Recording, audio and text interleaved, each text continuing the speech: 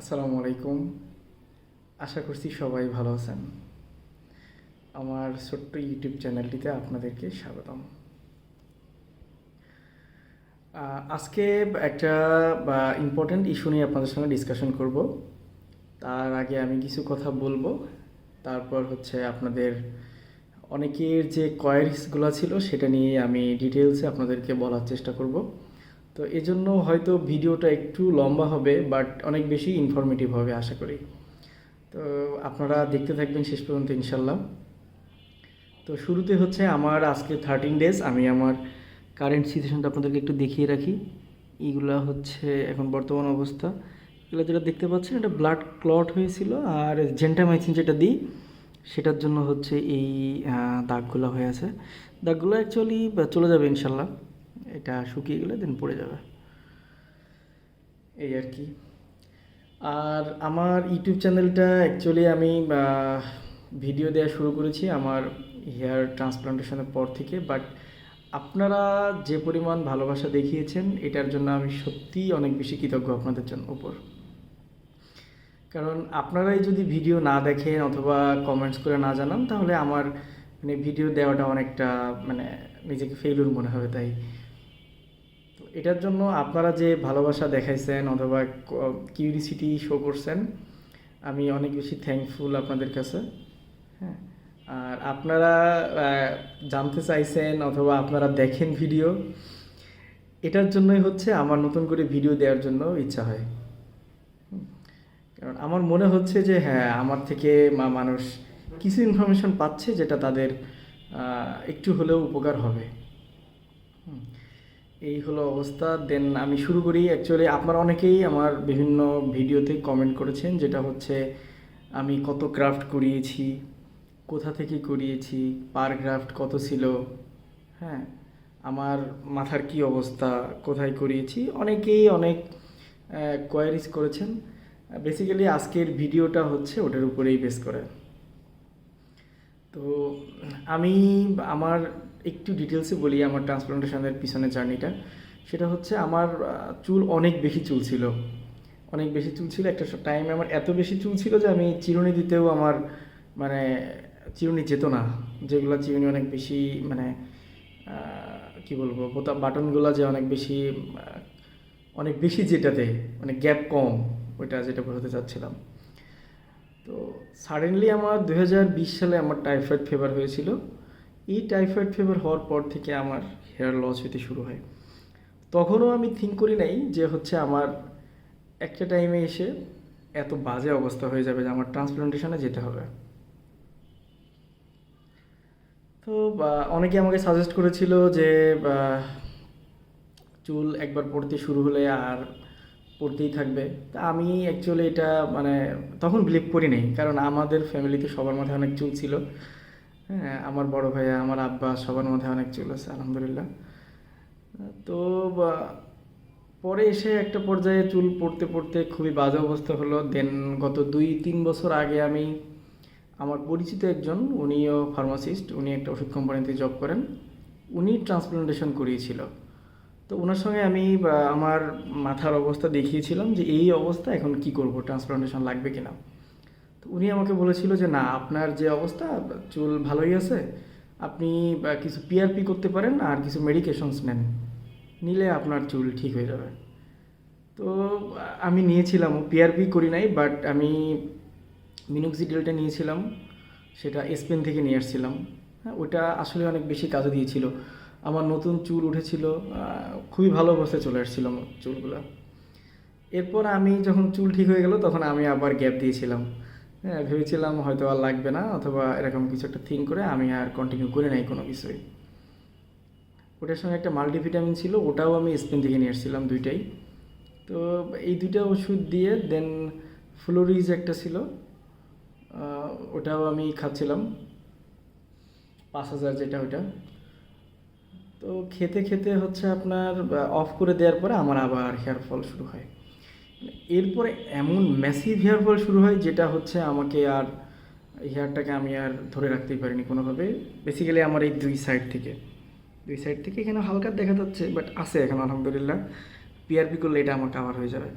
আর এইখানে মানে হেড টপে এখানেও হচ্ছে খুব বাজে অবস্থা হয়ে গিয়েছিল। তো এরপর আমি আবারও ওই পরিচিত ওই ভাইয়ের সঙ্গে কথা বললাম। উনি আবারও আমার হেড দেখার পরে বলল যে আপনি যদি ট্রান্সপ্লান্টেশন করতে চান তাহলে করে ফেলতে পারেন। তো এনিহাও হচ্ছিল না। এনিহাও মিনস আমি অনেস্টলি বলি আপনাদের, মানে এটা তো ভালো একটা অ্যামাউন্টের দরকার হয়, আপনারা সবাই বুঝেন। তো ওই অ্যামাউন্ট ভাবতেছিলাম যে করব কি করব না। তো লাস্ট হচ্ছে আপনার ফেব্রুয়ারির 20 তারিখের পর আমি আমার চুল একবারে ছোট করে ফেলেছিলাম। মানে তখন আমার কারেন্ট সিচুয়েশন মাথার যেটা, সেটা আমি একবারে ভালোভাবে বুঝতে পারছিলাম যে এটা যদি কন্টিনিউ হয় তাহলে আমার হয়তো নেক্সট 6 মান্থের ভিতরে পুরোটাই পড়ে যাবে, হ্যাঁ, অথবা আমার ডোনার এরিয়াটা অনেক বেশি কমে যাবে। তো ফেব্রুয়ারির 22-23 তারিখে আমি ডিসিশন নিলাম যে আমি ট্রান্সপ্লান্টেশন করব। হ্যাঁ, তো এটা ডিসিশন নেওয়ার পর আমি কয়েকটা ভিডিও দেখছিলাম ইউটিউবে, দেখার পর আমি কয়েক জায়গায় কথা বলেছিলাম। হ্যাঁ, কয়েকটা ডক্টরের সঙ্গে কথা বলেছিলাম।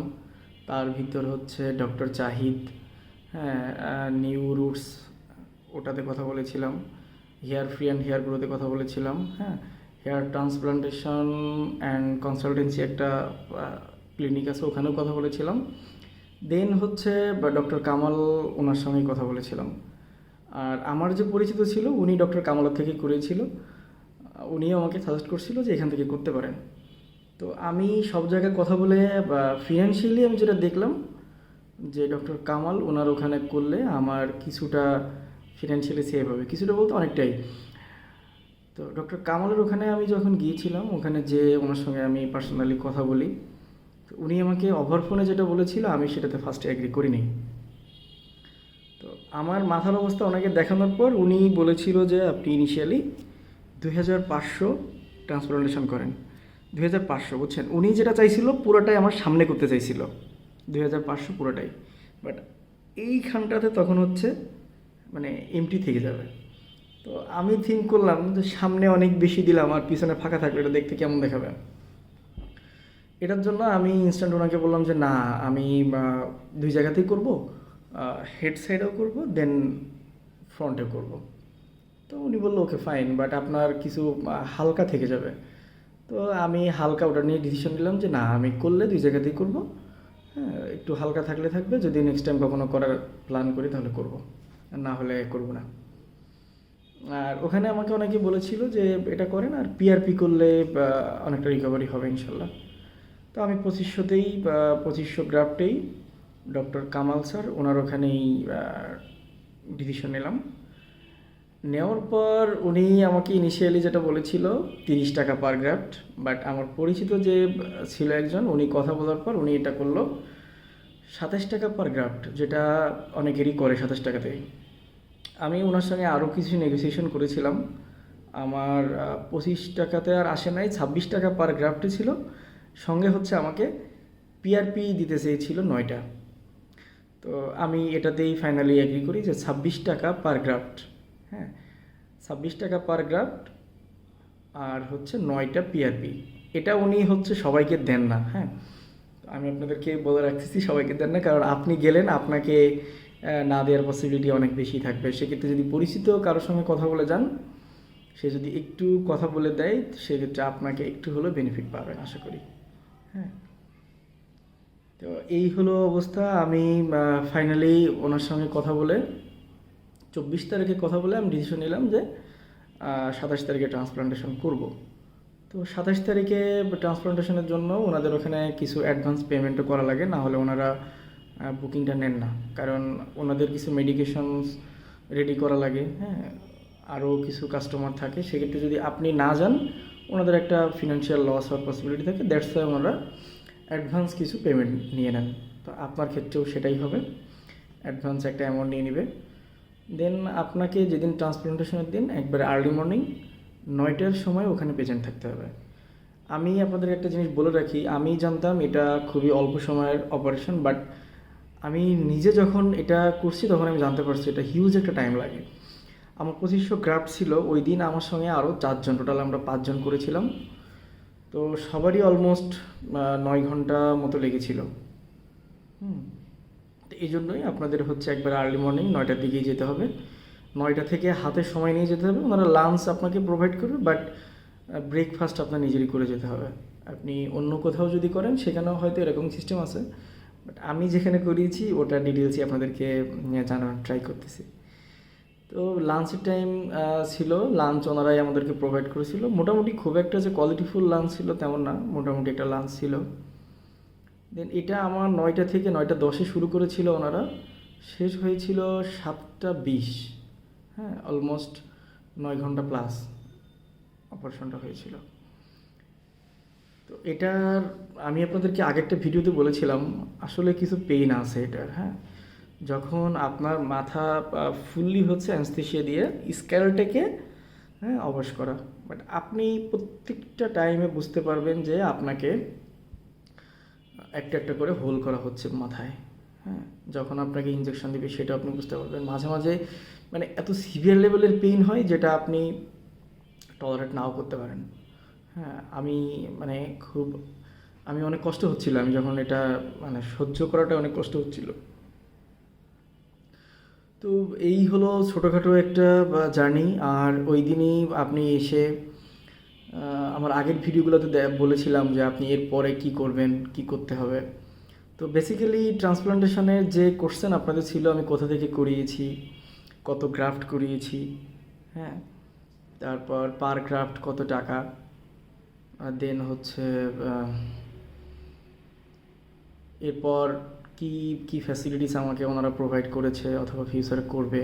হ্যাঁ, তো সেগুলাই ডিসকাশন ছিল। আমি আপনাদেরকে একটু আইডিয়া দেওয়ার চেষ্টা করেছি। আর যদি কোনো কোয়ারিজ থাকে আপনারা অবশ্যই কমেন্ট করে জানাবেন, হ্যাঁ, যেন আমি আপনাদেরকে নেক্সট কোনো একটা ভিডিওতে অবশ্যই সেটা উত্তর দেওয়ার চেষ্টা করব অথবা আপনাদেরকে শেয়ার করার চেষ্টা করব। তো আমি আশা করি আপনারা যারা ট্রান্সপ্লান্টেশন করতে চান অথবা সিচুয়েশন খুব একটা ভালো না, আমি সাজেস্ট করব আপনারা খুব তাড়াতাড়ি সেটা করে ফেলেন। কারণ ট্রান্সপ্লান্টেশন যদি করতেই হয় আগেই করে ফেলা ভালো। হ্যাঁ, কারণ ট্রান্সপ্লান্টেশন করলে আপনি যে পিআরপি করবেন, পিআরপি করলে আপনার চুলেরও কিছুটা বেনিফিট হবে। আর পিআরপি কেন করবেন, পিআরপি কীভাবে করে, হ্যাঁ, এটা নিয়ে আপনাদেরকে আমি আরেকটা ভিডিওতে জানাবো। তারপর এই ট্রান্সপ্লান্টেড চুল থাকবে কি না, কত বছর থাকবে, এটা নিয়েও আপনাদেরকে আমি একটা ভিডিওতে জানাবো ইনশাল্লাহ।